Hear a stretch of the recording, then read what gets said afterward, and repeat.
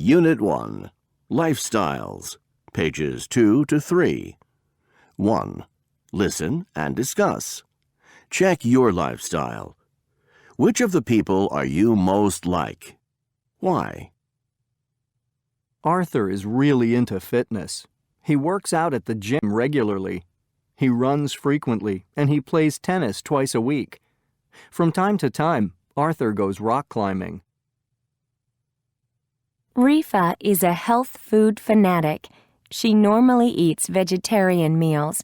She hardly ever eats meat. She never drinks coffee, but she loves herbal tea. Sometimes she drinks 6 cups a day. John hates any type of physical exercise. He enjoys challenging puzzles like Sudoku. He spends most of his free time playing video games or solving puzzles in magazines. Josh is an internet addict. He seldom spends less than 3 hours a day on the computer. While he's chatting online, he often checks his cell phone for text messages. Nura loves shopping. When she walks into a department store or a mall, she always buys something. She spends a lot of money, but she says shopping makes her happy. Martin works very hard. He always takes work home from the office, and he rarely takes a vacation. He's really devoted to his job. Your profile. Answer the questions about your habits and routines. How many hours a day do you watch TV? How long do you talk on the phone a day? How much money do you spend a week? How much time do you spend on the internet? How often do you exercise? How often do you go shopping? How many hours a day do you sleep? What 2 activities do you do very often? What 2 activities do you hardly ever do? What activities do you think you overdo?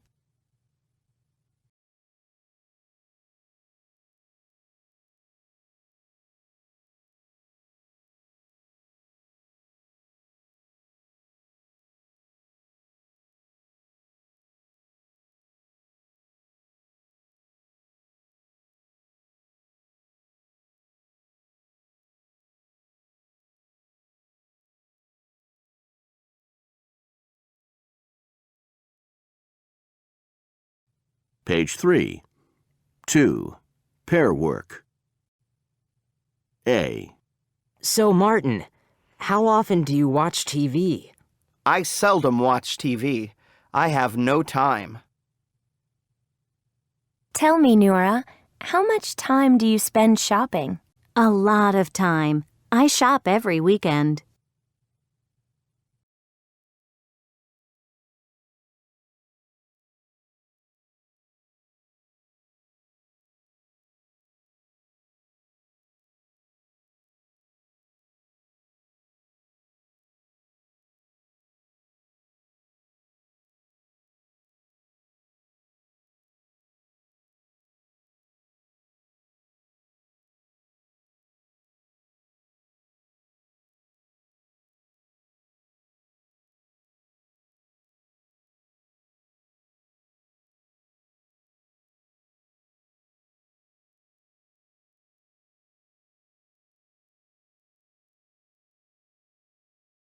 Present simple.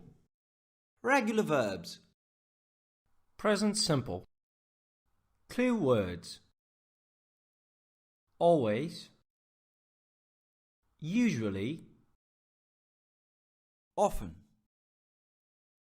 Sometimes. Never.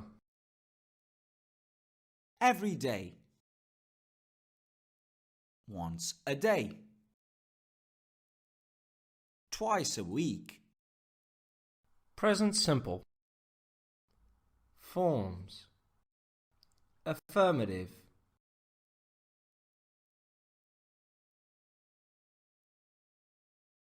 Play.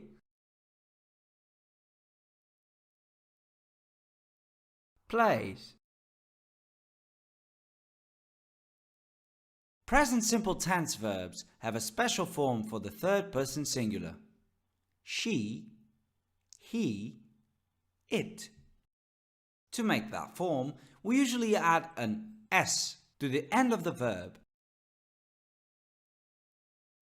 Examples: read, reads, like, likes. When the verb ends in double S, X, CH, SH, double Z, or O, we add ES. Wash, washes. Watch, watches. Go, goes. If the verb ends in a consonant plus Y, we change the Y to I and we add ES. Study, studies. What if there is a vowel before the Y? In that case, we just add an S. Play, plays. They usually play in the playground. She plays at home. Negative. To form the negative, we use the auxiliary do not. Again, the only variation occurs in the third person, where we use does not. Do not play. Does not play. Do not can be abbreviated to don't, and does not can be abbreviated to doesn't. Don't play. Doesn't play. Note: in the negative form, the main verb keeps always the same base form. It doesn't change for the third person singular. We don't put an S on the end of the verb in the negative form.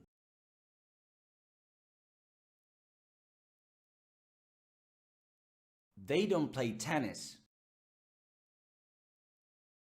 He doesn't play chess.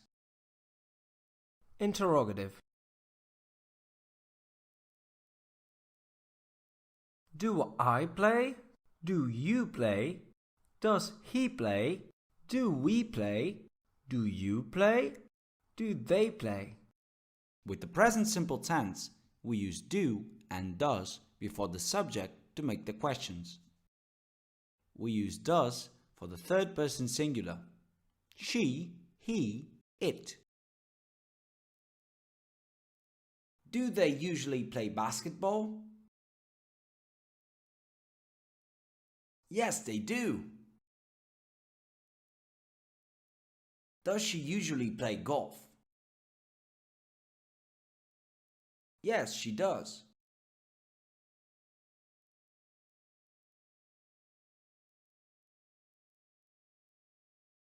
The present simple tense is used to describe an action or state that happens regularly, sometimes or never. Jane takes her dog for a walk every morning. They usually go to school on foot. Peter usually rides his bike. She doesn't usually go to bed late.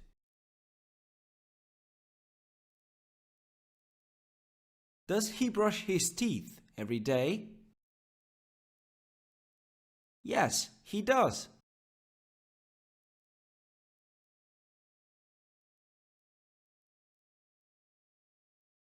We use the present simple to describe a permanent situation.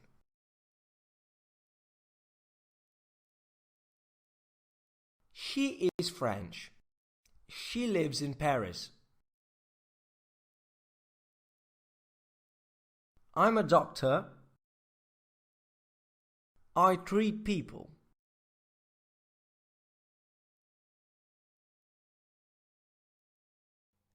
Jane speaks 4 languages. Uncle Robert wears glasses. He is a mechanic. He repairs cars.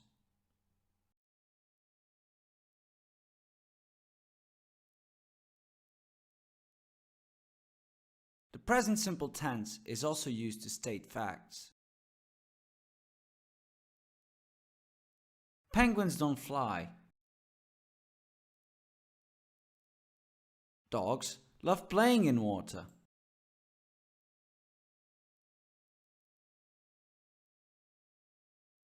The Earth turns 360 degrees every day. Water boils at 100 degrees Celsius, 212 degrees Fahrenheit.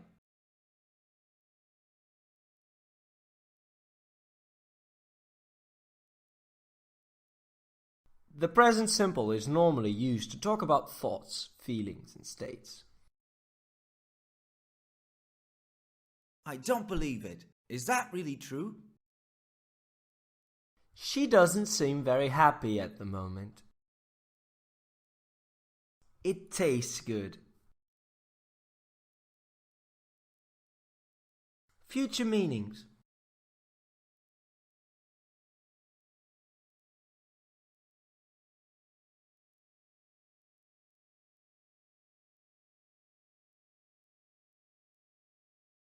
The present simple is used when we talk about official arrangement, such as a timetable or program. Mary starts school tomorrow. What time is the match on Sunday? It starts at 7 o'clock. The train leaves Manchester at 11:30 and arrives in London at 2:20 p.m. We can also use the present simple for facts. Tomorrow is Tuesday.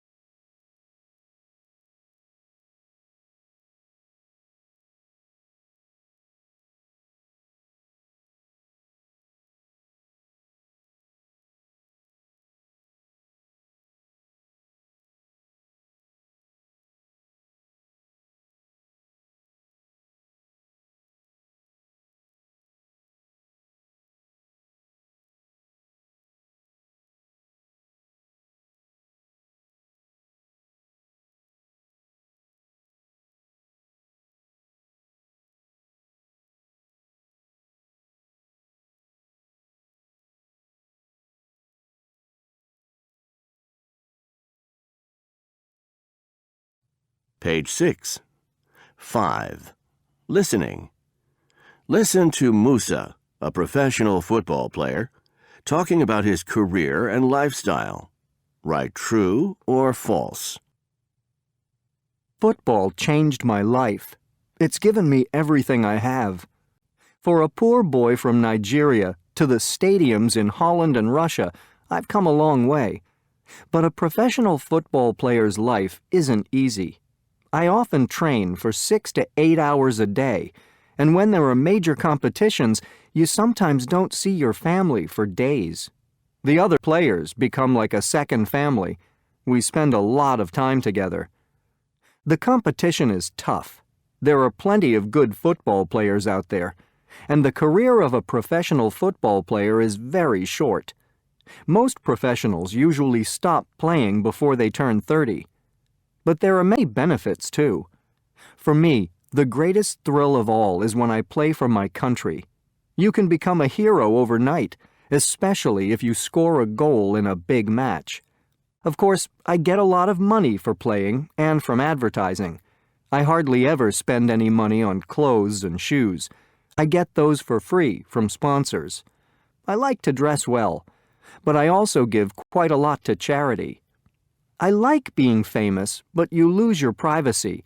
You can't go anywhere without the paparazzi following you. I hate that.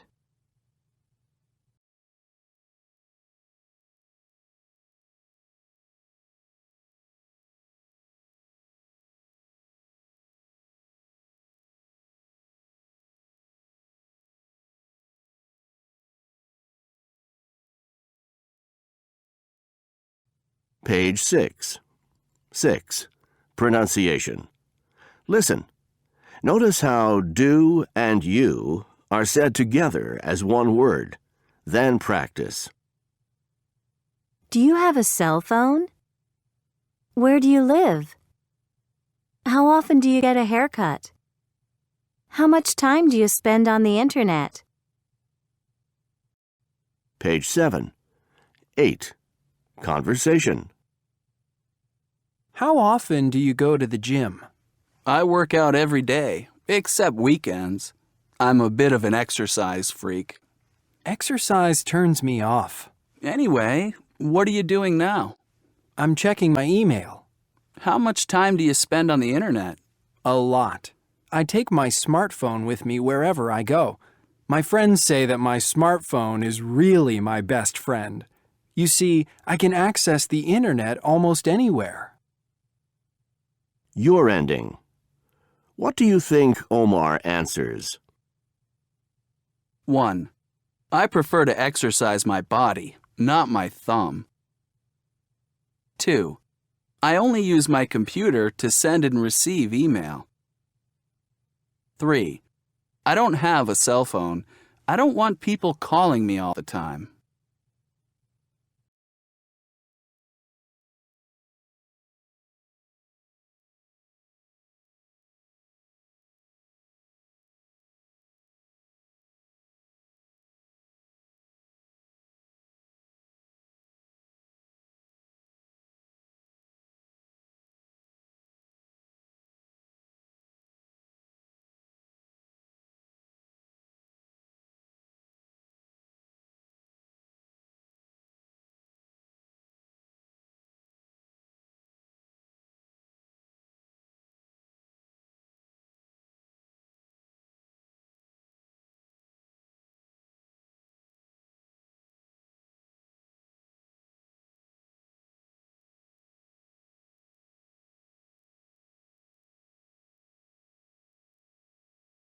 Page 8.